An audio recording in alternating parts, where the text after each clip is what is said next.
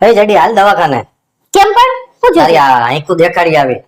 આંખના ડોક્ટર પાસે લઈ જાય. મને બધું દેખાય છે, મારી આંખ કમ્પ્લીટ જ છે.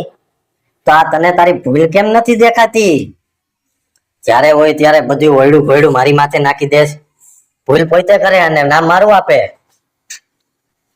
બહુ હારું હો, તમે જાઓ જાવાયથી.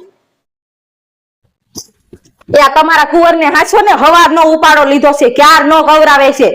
અને તુંય તે હખનો રેજો ને કશે ને તારે તાર બાપ જેવી દશા થાશે. કોઈ દી નહીં થાય, હું તો લગન જ નહીં કરું. એ જયું, તમને એક વાત કહું. હા કયો, બીજું હું તે કયો હોય એક વાતનું અને કરો હો 10. તમે આ ગાડી લીધી એનું ઉદ્ઘાટન તમે તમારા હાથે કર્યું. આ ઘર લીધું એનું ઉદ્ઘાટન તમે તમારા હાથે કર્યું. મારા હાથે તો કઈ કરાવડાવો. તો તારે તારા હાથે ઉદ્ઘાટન કરવું છે એમ? હા. ઊભી રહે.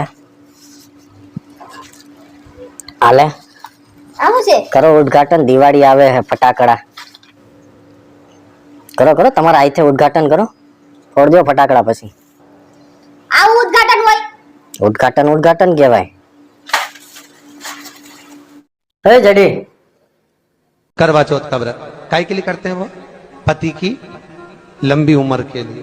अच्छा ईमानदारी से बोलो, तुम्हारे भूखे रहने से पति की लंबी उम्र हो जाती क्या? अरे बोलो तो सही है, तुम्हारे भूखे रहने से पति की उम्र बढ़ेगी। शिव महापुराण की कथा कहती है पति की उम्र तुम्हारे भूखे रहने से नहीं बढ़ती, पति की उम्र तुम्हारे मीठे बोलने से बढ़ जाती है। बस तुम जब तेज धर्रा के बोलती हो, बापड़े का बीपी ऊंचा नीचा हो जाता है, शुगर ऊंची। और जिस दिन तुम प्रेम से बोलती हो तो पति भगवान से कहता मेरी उम्र और बढ़ा दे रहा, इतनी मीठी बोलती। अब तुम सोचो कि तुम्हारे भूखे रहने से उम्र बढ़ रही है, तो नहीं बढ़ रही है साहब। एक दिन तुम भूखी रहती हो, बाकी के दिन तो प्राणी खाती हो।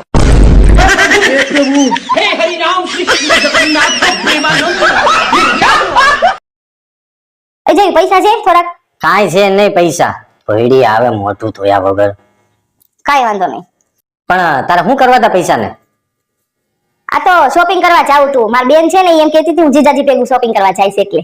હે તાર બેન ને મારી શોપિંગ કરવા આવું? હા. ઉભી રહે ઉભી રહે ઉભી રહે. આમ જો આ રહ્યા પૈસા, આમ જો આવી ગયા ને પૈસા.